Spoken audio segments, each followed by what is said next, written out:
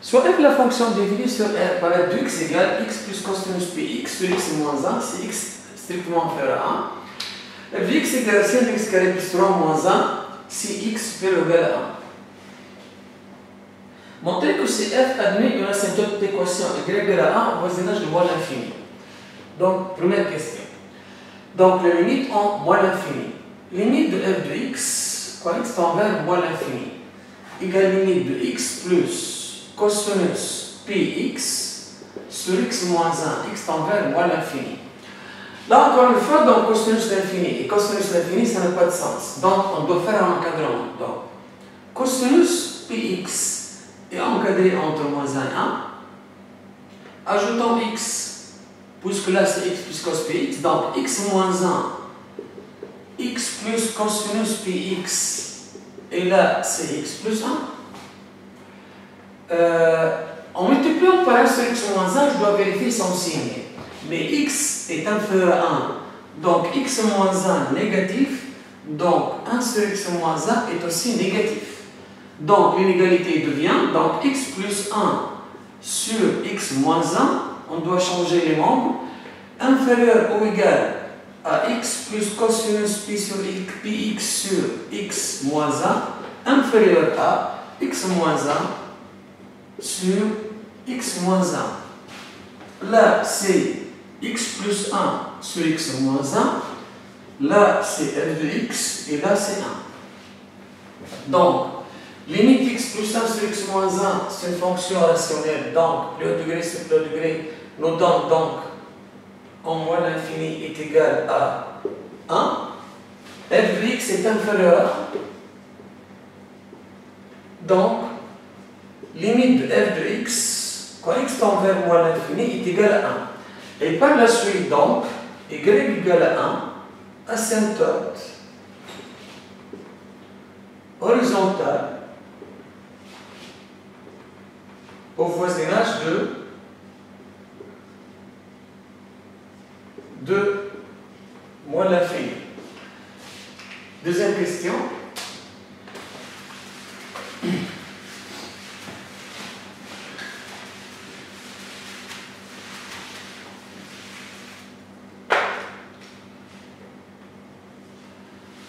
Deuxième question, calculer les limites de f de x en plus l'infini. Donc, limite de f de x en plus l'infini égale limite racine de x carré plus 3 moins 1. Quand x tend vers plus l'infini, qui est égal à plus l'infini. Puis limite de f de x sur x.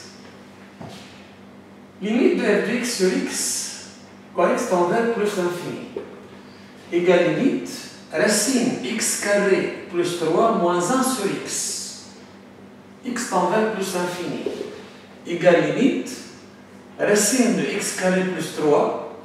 Puisque x positif, je peux donc la rendre donc racine de x au carré. Et là, c'est tout simplement moins 1 sur x. Constante sur l'infini, 0. Qui est égal à limite de racine de x carré plus 3 sur x carré, quand x tend vers plus l'infini, moins 1 sur x. Mais là, encore une fois, premier degré sur premier degré, x carré sur x carré, ça me donne 1. Racine de 1, 1. Et constante sur l'infini, donc 0. Donc, résultat est égal à 1. Puis, limite, dans la même question, f de x moins x, x tend vers plus l'infini, égale limite racine x carré plus 3 moins 1 moins x, quand x tend vers plus l'infini. Là, c'est plus infini, donc avant plutôt c'est un signe moins, donc plus infini moins plus infini, forme intermédiaire. Je vais utiliser donc la forme conjuguée, puisque là c'est x carré et là c'est x au carré, donc c'est égal, donc conjugué. Donc la conjuguée, je vais utiliser, c'est tout simplement racine de x carré plus 3 moins x, puisque moins 1 n'est pas un problème. Donc, racine de x carré plus 3 moins x fois racine de x carré plus 3 plus x sur la forme conjuguée de racine de x carré plus 3 moins x, c'est racine de x carré plus 3 plus x. Quand x tend vers plus infini, et là c'est moins 1. Moins 1, donc moins 1 ne pose aucun problème. Là, c'est l'identité remarquable. Donc, est égal à limite 2, x carré plus 3, moins x carré, sur racine de x carré plus 3 plus x, quand x tend vers plus l'infini, moins 1, égal. Là, c'est x carré donc 0, donc il ne reste que 3 sur racine de x carré plus 3 plus x. Et x tend vers plus l'infini, moins 1, qui est égal. Constant sur l'infini 0, 0 moins 1, moins 1. Donc, f de x moins x, la limite est moins 1. Que peut-on déduire donc? Là, c'est tout simplement, on va dire que limite donc plutôt y égale, c'est la définition de l'asymptote oblique, puisque f de x sur x est égal à a, f de x moins x égale à b, donc a égale à 1, b égale à moins 1, donc y égale à x moins 1, asymptote oblique au voisinage de plus infini. Puisque la limite c'est en plus infini. Troisième question, montrer que f est contenu sur L.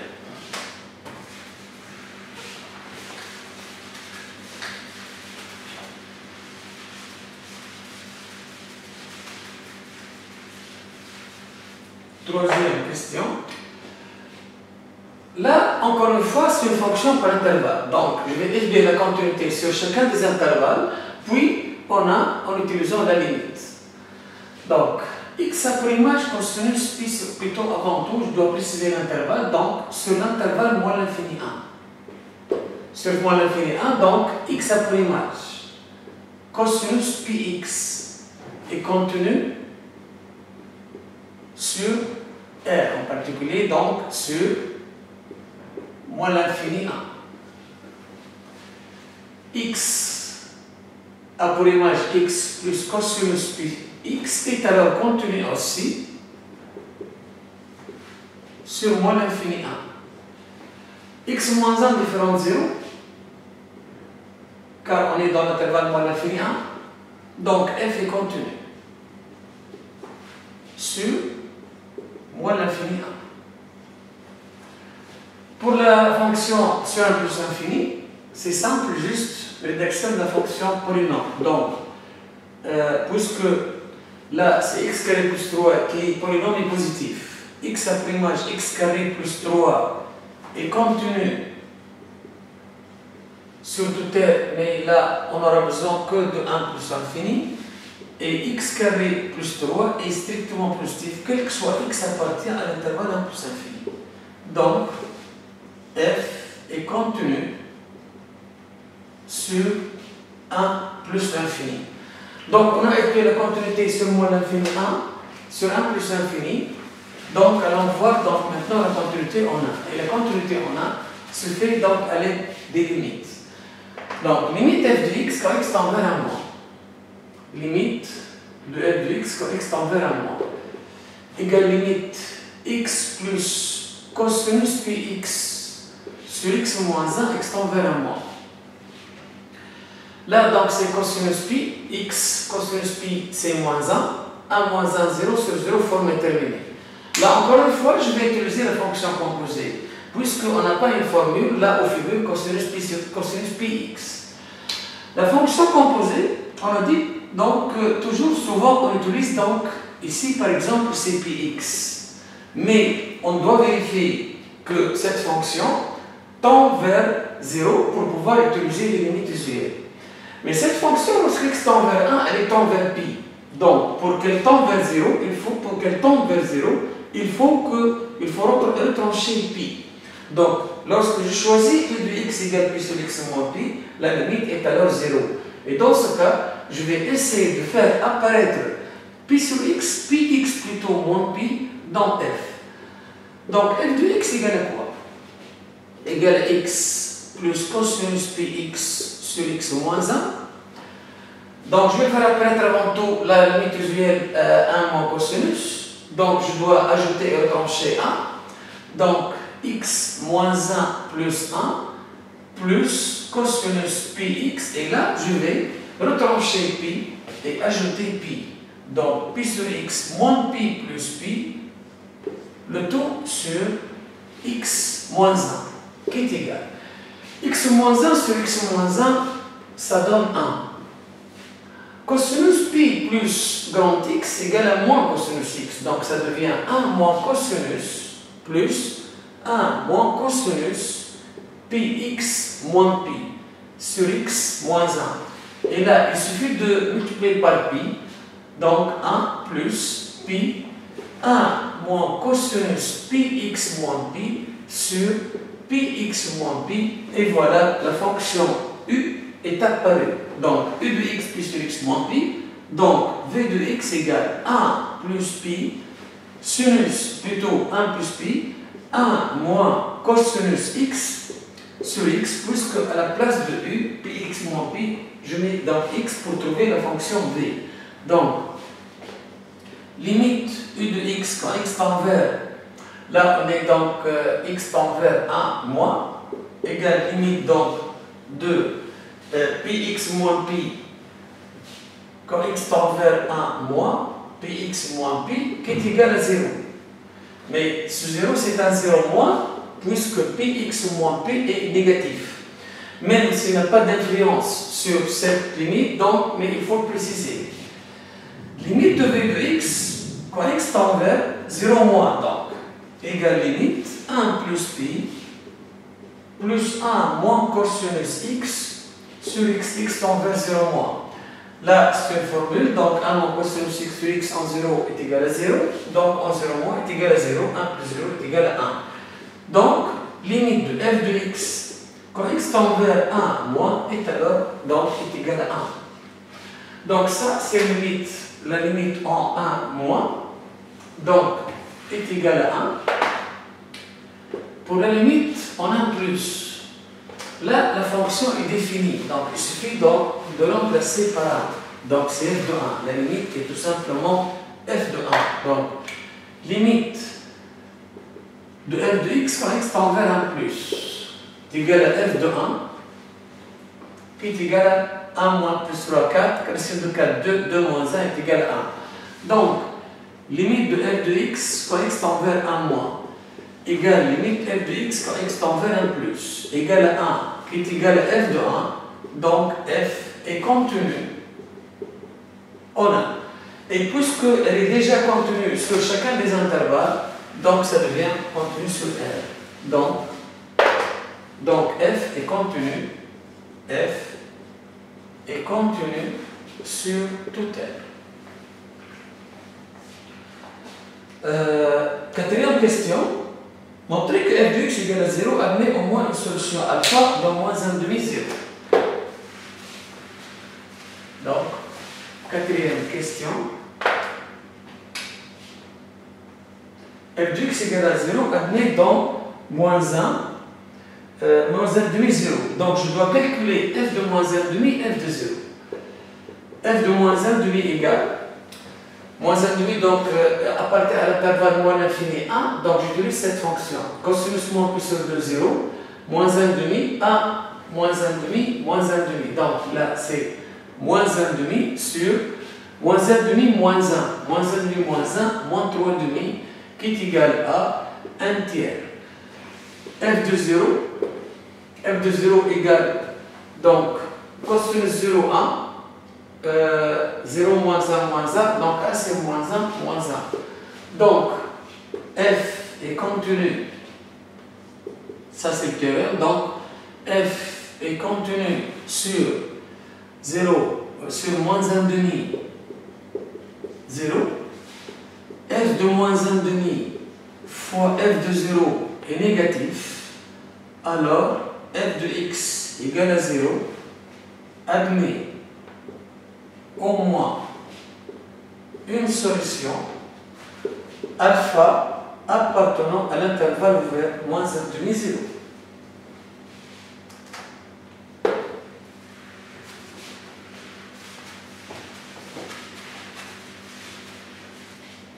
Cinquième question.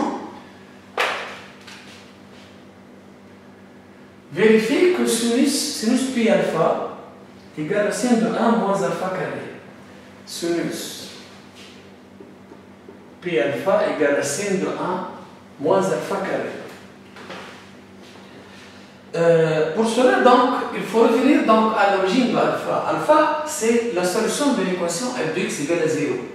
Donc, puisque alpha, solution de f de x est égale à 0, donc f de alpha est égal à 0. Donc, alpha plus cosinus pi alpha égale à 0, puisque le dénominateur ne peut pas être égal à 0. Donc, on obtient donc cosinus pi alpha égale à moins alpha. Donc, pour arriver à la sinus, donc, je dois passer au carré. Donc, c'est cosinus carré pi alpha égale alpha carré. Mais cosinus carré, c'est 1 moins sinus au carré. 1 moins sinus carré pi alpha égale alpha carré. Donc, sinus au carré pi alpha égale à 1 moins alpha carré. Donc, on aura deux possibilités. Soit sinus pi sur alpha égale à racine de 1 moins alpha carré, ou sinus pi alpha moins racine de 1 moins alpha carré. Donc, pour pouvoir choisir laquelle donc, de ces deux résultats, donc je dois encadrer pi sur alpha. Alpha est encadré entre moins 1,5 et 0. Donc, moins pi sur 2 alpha, plutôt pi alpha, et là c'est 0. Mais entre moins pi sur 2 et 0, là c'est moins pi sur 2 et là c'est 0. Donc, les angles, donc tous les angles, leur sinus est négatif. Donc, sinus pi alpha est négatif. Donc, sinus pi alpha égale à moins racine de 1 moins alpha carré. Et exprimer f de 1 moins alpha en fonction de alpha. Donc là, il suffit de vérifier 1 moins alpha appartient à quel intervalle pour savoir laquelle des fonctions on va utiliser, puisque là, il s'agit de deux fonctions. Donc, alpha, ça appartient à moins 1,0, ça correspond à cette fonction, mais 1 moins alpha, il faut vérifier. On a donc alpha entre moins 1,5 et 0.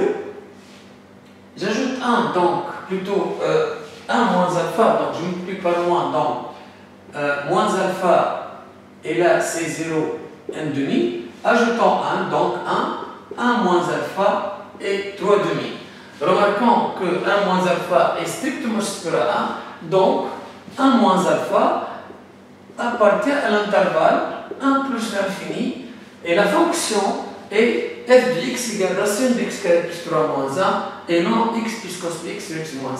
C'est pourquoi donc f de 1 moins alpha est égal.